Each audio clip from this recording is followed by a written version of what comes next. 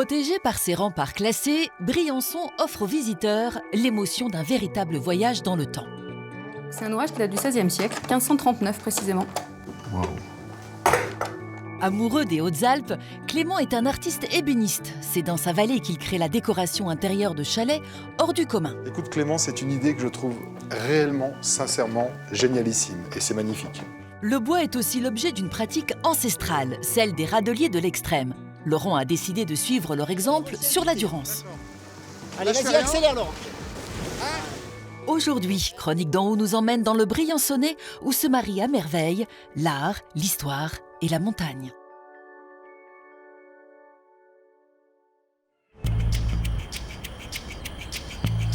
Du haut de son rocher, dominant la vallée de la Durance, la ville historique de Briançon ne passe pas inaperçue. Elle occupe une place stratégique fortement convoitée au fil des siècles. La cité Vauban lui a valu son classement au patrimoine mondial de l'humanité. Particulièrement bien préservé, Briançon est un joyau architectural au style atypique. Une visite incontournable dans les Hautes-Alpes.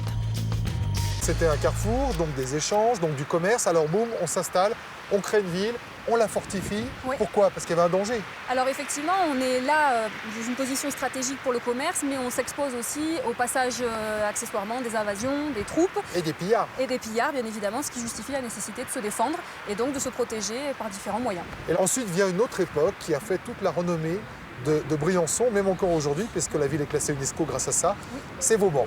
L'architecte de Louis XIV qui construit des forts, mais alors pas qu'un, il en construit partout. Partout. Mais c'était si méchant que ça, les voisins, là? En fait, il en construit partout ici, il en construit partout en France. Alors ici, on va dire que la menace principale, elle vient du côté italien aujourd'hui, Ouais. mais qui à l'époque était le duché de Savoie. Effectivement, les relations entre la France et le duché de Savoie n'ont pas toujours été très très bonnes. Et la nécessité de se fortifier, de se défendre, s'est accrue au fur et à mesure des conflits avec la maison de Savoie. Donc on les aimait pas, ça c'est clair, on ne les aimait pas beaucoup non plus. Et Briançon, c'était la première ville dauphinoise. Tout à fait, on est, on va dire, à partir de 1713, la première ville sur la frontière avec le duché de Savoie. Et alors là, c'est incroyable, parce que d'ici, on en voit déjà au moins 4 ou 5. Ouais. Il y en a combien au total? Alors au total, toute époque confondue, du XVIIe jusqu'au XXe siècle, il y a à peu près 25 ouvrages fortifiés autour de Briançon. Fort de Randouillet, des Têtes ou de la Salette, pour ne citer que, tout autour de la vieille ville, le moindre belvédère, le moindre sommet est occupé par une enclave militaire impressionnante. Des aménagements dissuasifs qui ne furent heureusement jamais utilisés, si ce n'est par des visiteurs venus du monde entier. Voilà, alors maintenant, quand il y a un point haut, c'est pour aller faire du ski, c'est pas pour tirer sur les envahisseurs. Voilà, c'est préférable. Ça s'est apaisé. Légèrement. On va voir à l'intérieur de la ville? Allez, on y va. Allez. Par-delà les remparts, par-delà l'histoire militaire de la ville, les habitants de Briançon ont su préserver quelques secrets bien cachés au cœur de leur cité. C'est paisible, hein? T'as vu le chat sur Bah ouais, il est tranquille. En longeant l'étonnante gargouille de la rue principale, nous rejoignons les archives municipales pour découvrir l'un des plus anciens trésors. Alors t'as dit que tu voulais me montrer un secret. Ouais. Un secret lourd, visiblement, Ouais, 27 kilos. avec la boîte, et que les Briançonnais ne connaissent pas. Ils en connaissent l'existence, mais ils l'ont quasiment jamais vu. Voilà. Alors, visiblement, c'est précieux. Moi, je sais pas encore ce qu'il y a dedans, je me doute un peu quand même, ça doit être un vieux livre. Ouais, c'est ça. Jusque-là. Faut le si tu soulever, as- hein. Faut le soulever par-dessous. Combien ça pèse? 17 kilos. Ça date de quand? Donc c'est un ouvrage qui date du XVIe siècle, 1539 précisément. Donc pas tout récent. Waouh. Alors en fait, c'est un cadastre qui recense la totalité des propriétés de la commune et des hameaux qui composent la commune de Briançon. Et qui était un ouvrage en fait qui permettait de ce fait de récolter l'impôt, de lever l'impôt. C'est incroyablement bien calligraphié, dis donc. Voilà. Ouais, c'est magnifique, hein. Le type, avant d'écrire sa première lettre, il fait des zigouillis comme ça, juste Tout à pour que fait. ça soit beau, alors que c'est un document recueil administratif. un document Tout à administratif fait. qui dit Monsieur Machin est propriétaire Tout de à fait. tel Alors là, tu peux arriver. autour et lieu que... C'est illisible, et pourtant c'est très bien écrit, c'est étonnant très ce bien paradoxe. Regarde celle-là, là. Regarde celle-là. Ouais. Elle est magnifique. Émerveillé, je feuillette certainement les plus anciennes pages de l'histoire de Briançon. C'est émouvant de se dire que cette feuille de papier a 600 ans et qu'il y a quelqu'un, il y a 6 siècles, Qui a écrit. qui a écrit, qui a dessiné toutes ces à lettres-là. fait. C'est impressionnant.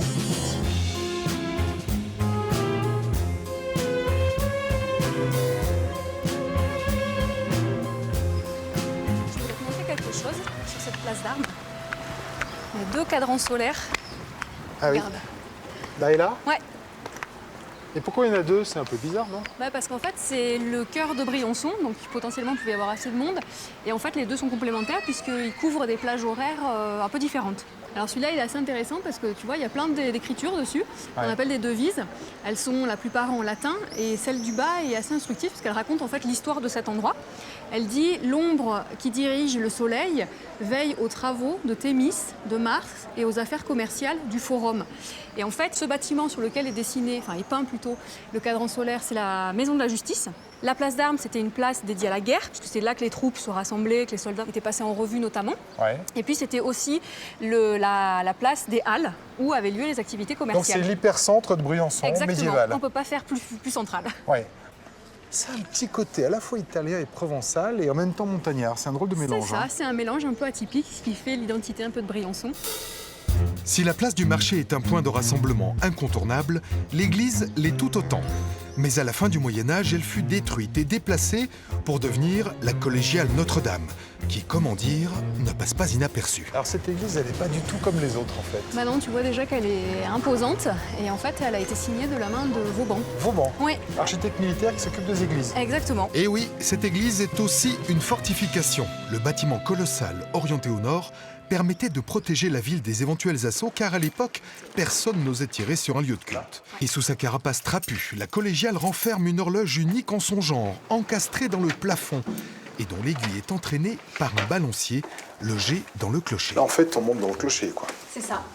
On va faire une petite bricole pour que la pendule puisse être à l'heure.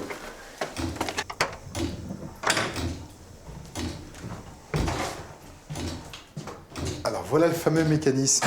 Voilà, qui permet à l'horloge du plafond de la collégiale de fonctionner. Je trouve ça totalement fascinant de voir le temps s'écouler et de l'entendre. Complètement là, On c'est a le plus temps qui l'habitude. s'égrène. Bon, en même temps c'est mécanique donc il faut le remonter. C'est ça. Donc tu vois Toutes le les poids. semaines. Voilà, tu vois le poids qui descend ici, Ouais. qui est enroulé là, et donc toutes les semaines effectivement. Il faut des biceps. Il faut des biceps. pour remonter.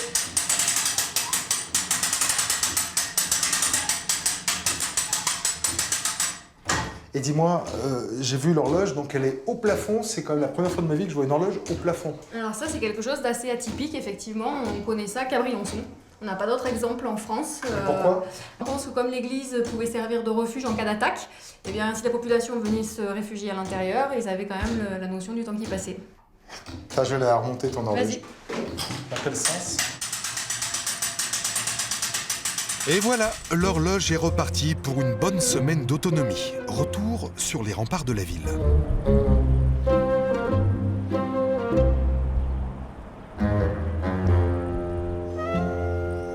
Là, c'est bien parce qu'on a un autre point de vue sur la ville. Ça fait un peu village perché des Alpes du Sud. Oui, complètement. Tu as des façades ocre un peu colorées. C'est vrai qu'on n'est pas loin du sud et on est dans le sud en fait.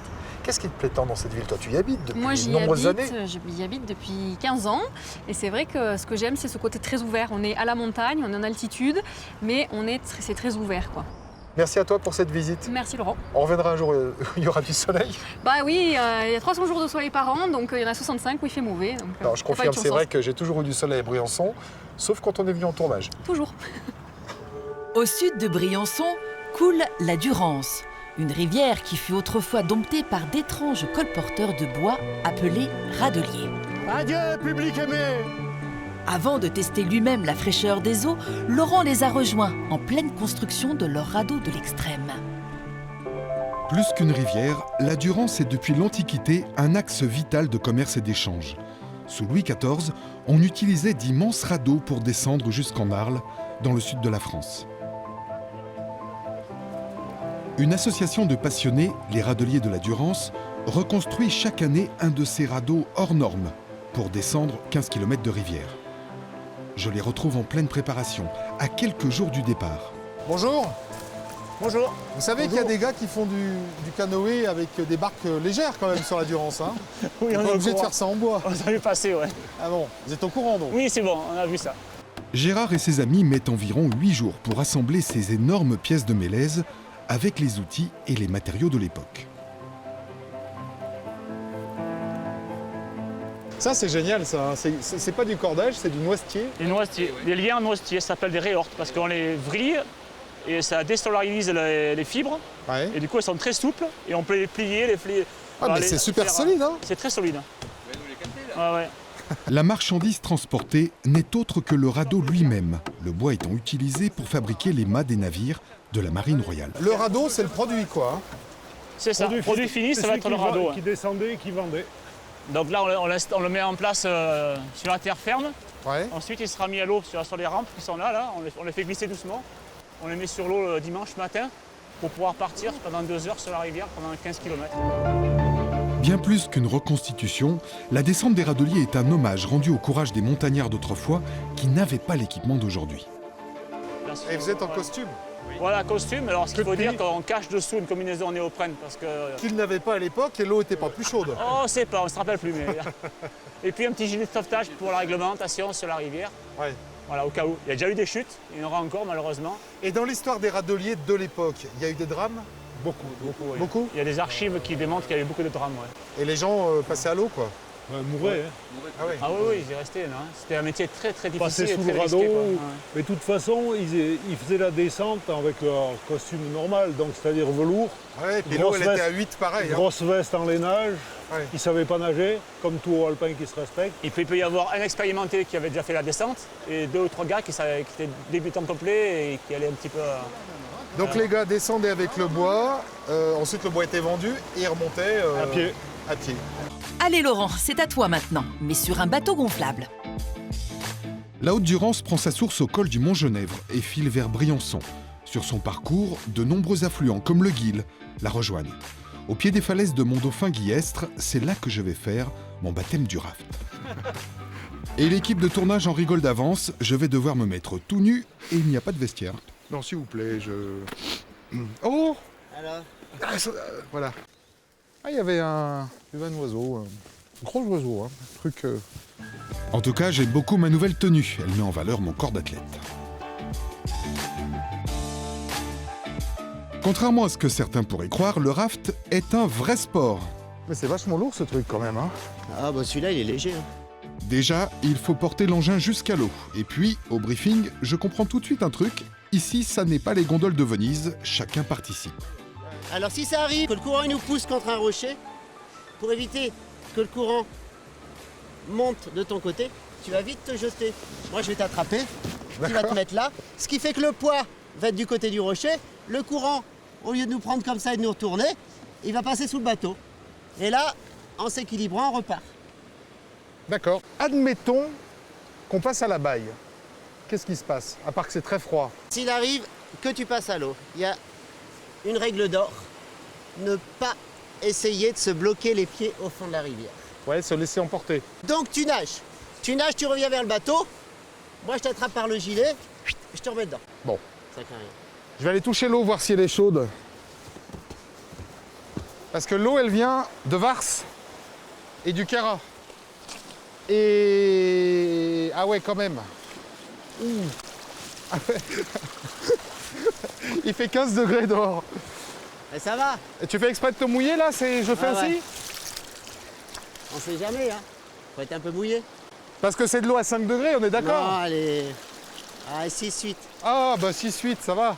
Ouh la vache. Ah ouais, mais elle est vraiment... Ça fait des crampes quoi, enfin c'est... Ah bah elle est froide. Allez. Tu viens d'où? Lyon? Ouais. Mais le Rhône est plus chaud, hein. Enfin ça dépend où, à sa source il est plus froid. Tu peux caler ton pied là-dedans. Allez, vas-y, en avant. Et allez, c'est parti. Regarde, là-bas, il y a des vagues. Ouais, On va s'arranger pour aller en plein milieu, là où il y a les vagues. d'accord. Faut anticiper, hein. Oh, c'est génial. Là, on va se prendre des belles vagues, là. Hop là. Eh ben, on va passer sous la branche, dis, c'est rigolo. Mais attention, derrière, il y a les rochers à éviter. Hein. D'accord. Allez, Lâche vas-y, rien. accélère, Laurent. T'es sûr? Stop. Freine un grand coup. Voilà, et là, attention, parce que le courant nous emmène sur le rocher de gauche. Alors, Donc, on faut accélère. anticiper et Ouais, accélérer de on l'autre accélère côté. tous les deux. On n'est plus sur la masse d'eau qui va sur le rocher, mais il faut éviter le suivant. Alors, Parce que là-bas, il va falloir passer à droite du rocher. donc j'accélère. Voilà, pas trop. On est vraiment, regarde, quand tu regardes l'eau, là, la masse d'eau. Ah ouais, elle nous emmène Et là, là-bas. par contre, on va passer à droite du petit caillou, donc on accélère tous les deux. Eh, quelle facilité. Bon, t'as tout compris, hein. Ça se Sympa, conduit. hein. Oui, en fait, c'est quand tu as compris qu'on Ça- était ça en se train fait de... tout en dérapage. Oui, c'est ça, c'est des dérapages, il faut anticiper les courbes, un attends. peu comme en voiture sur la neige, mine de rien. Ah bah oui. Exactement oui, tout à le même fait. principe. Tout à fait.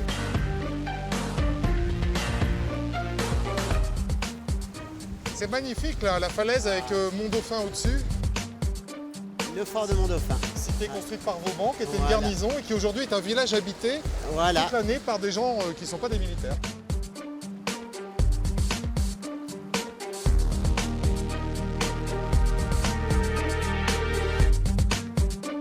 Et là, on comprend bien pourquoi ils se sont installés là-haut, hein, les garnisons de Louis XIV. Quand je pense aux truites qui se baladent là-dedans, c'est vrai que vu de l'extérieur, tu te dis comment est-ce qu'on peut naviguer sur un truc comme ça. Mais en fait, bon là, c'est pas non plus les chutes du Niagara, on est d'accord. Mais c'est très doux, c'est étrange. C'est un truc qu'on peut faire en famille. Ah, complètement. Ça s'adresse aux enfants à partir de quel âge? À 8 ans. 8 ans? Ouais, 8 ans, 6 ans sur des parcours très faciles. Il y a un petit parcours, on leur fait une chasse au trésor. Les gamins, ils sont vraiment sympas. Ils s'éclatent.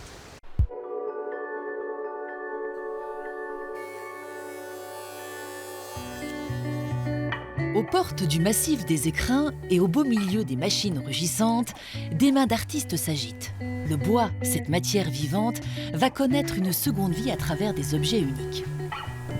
Clément est compagnon du devoir. Cet enfant du pays, revenu par amour pour ses montagnes, exprime aujourd'hui tout son art de menuisier d'intérieur pour des chalets d'exception. Ah oui. C'est incroyable. En plein centre du chalet, je ne m'attendais pas à trouver un escalier monumental au beau milieu d'une forêt de mélèzes. Époustouflant. Clément, tu as participé à l'élaboration de ce projet, de cet escalier monumental original, je ne l'avais jamais vu, et aussi évidemment à sa réalisation. Mais c'était pas aussi simple que ça en a l'air. Non, complètement. En fait, il y a un décorateur qui est arrivé avec son idée de faire un escalier central et d'implanter des arbres un peu tout autour, mais des arbres indépendants pour un peu cacher cet escalier.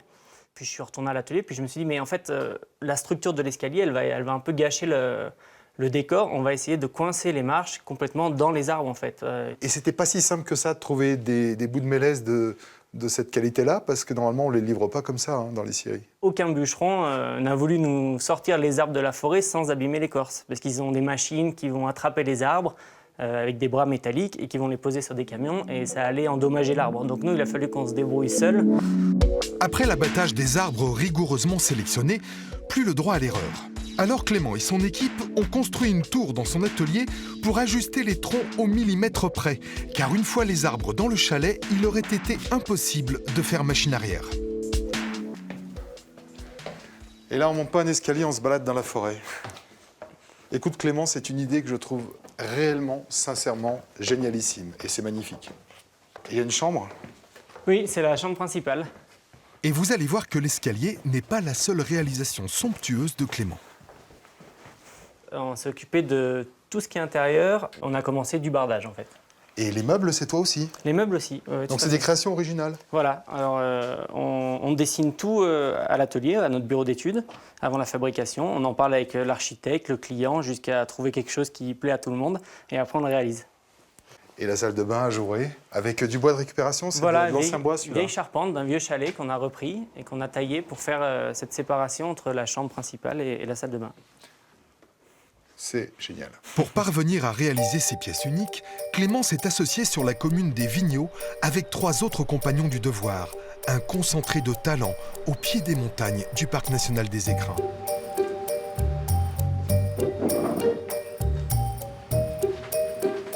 Alors là, actuellement, on travaille pour un gros appartement à Paris, un gros loft. Donc on fait une table en massif, en noyer massif, qu'on est allé sélectionner dans une scierie à Grenoble. Alors là, on a réalisé 2 prototypes pour le plafond d'une piscine pour un chalet à Serre-Chevalier. Donc il y a ce projet un peu contemporain avec un éclairage indirect qui reproduit un aspect un peu caverne.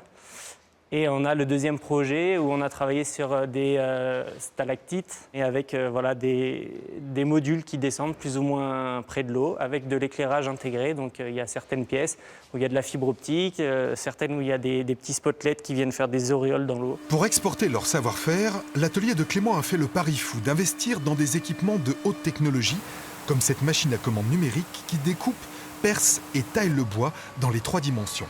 Pour autant, elle n'enlève pas au menuisier le plaisir de ressentir la matière. C'est une machine qui nous aide à avancer techniquement et au niveau de la rapidité, mais on a quand même le contact avec la matière. Et le travail de menuisier, c'est en contact avec le bois. Le bois, ça bouge, il faut savoir le choisir, le sélectionner, l'assembler. Et ça, c'est pas une machine qui peut remplacer cette partie du travail.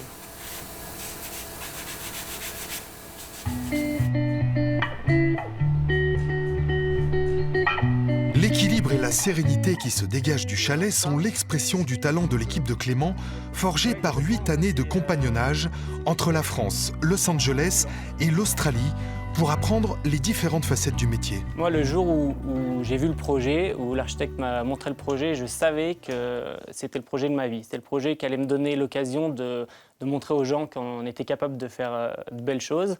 Et donc, on s'y est donné à fond. Alors, vivant dans la vallée de Serre-Chevalier, pourquoi tu n'es pas devenu moniteur de ski, hôtelier ou restaurateur, comme la plupart des gens ? Je pense que j'ai toujours eu une attirance particulière sur le design, sur la création, sur l'architecture. Et donc, automatiquement, les chalets, ça me parlait. Donc, je me suis orienté auprès des compagnons du devoir pour essayer de trouver un moyen d'apprendre ce métier. Puis, en fait, ce qu'ils m'ont proposé, ça collait complètement. Ouais, mais en lien finalement avec ton environnement, parce que ce chalet, j'ai l'impression que tu as recréé ce que t'offrent les Hautes-Alpes, la pierre, le lichen, le mélèze, et puis le paysage sublime sur ces montagnes. En tout cas, bravo. Moi, je suis complètement séduit, j'habiterais bien là. Bon, il va falloir qu'on y aille, nous, par contre. Hein, les gars, on est d'y aller. Nichée sur les hauteurs du lac de Serre-Ponçon, l'abbaye de Boscodon est un trésor de l'architecture sacrée. Construite au XIIe siècle, on continue à s'y ressourcer et à prier. Une abbaye au style épuré qui évoque le nombre d'or, ce qui lui confère son ambiance particulièrement mystique. Pour les visiteurs, Sophie décrypte ce que cachent les vieilles pierres. Ici, les maîtres bâtisseurs se sont basés sur les proportions du corps humain, considérées comme divines.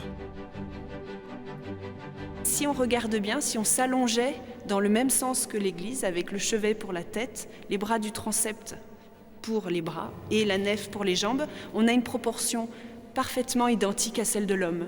Donc nous sommes dans un homme de pierre porté à des proportions multiples. Ici, ce qu'on a voulu dans cette église, c'est le dialogue avec Dieu. Donc on va utiliser la mesure du corps et on va faire le lien avec Dieu. Donc on va retrouver des symboles cachés, parce que si a priori cette église semble vide et nue et dépouillée quand on entre, les initiés, eux, ne s'y trompent pas et vont retrouver tous les symboles qui sont cachés dans la pierre. Dans l'allée centrale, un petit carré blanc vient signaler un emplacement très précis. Alors là, on a le point d'acoustique de l'abbatiale. En fait, toute la construction, elle est pensée pour le chant, parce que toute la prière va passer par le chant au Moyen-Âge. Donc, c'est un peu le nombril de l'abbatiale.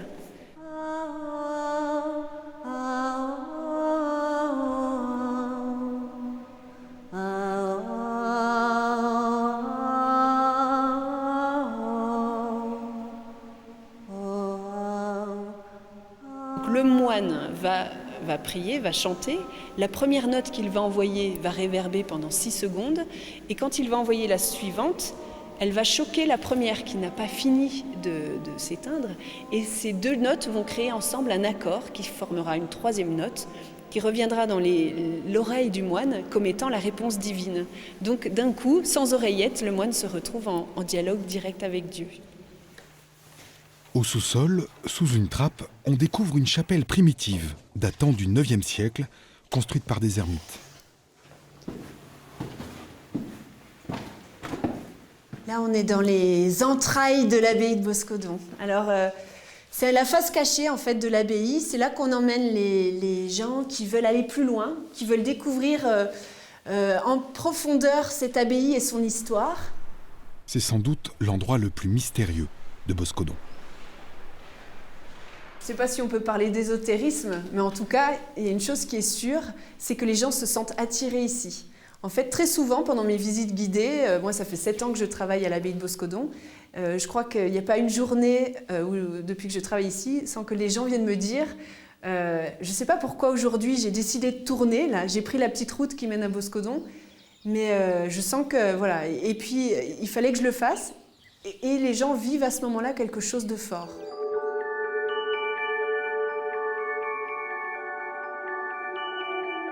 Alors elle va me sortir les 300 jours de soleil par an. Non, je ne vais pas le sortir. Et aujourd'hui, mais si, tu peux le dire. Mais à chaque fois qu'on vient, on tombe sur la journée de nuages. Oui, il y en a 65 quand même. Ah voilà, on tombe toujours dessus. Cela dit, c'est vrai qu'il fait très beau. Non, on la prend pas, ça tu y as droit. Tu vas y avoir droit parce qu'il faut assumer. Ok. 300 jours de soleil par an, sauf aujourd'hui. Voilà. L'archiviste est partie parce qu'elle était courroucée à l'idée que nous puissions abîmer son enluminure. C'est mieux? Très jacouille.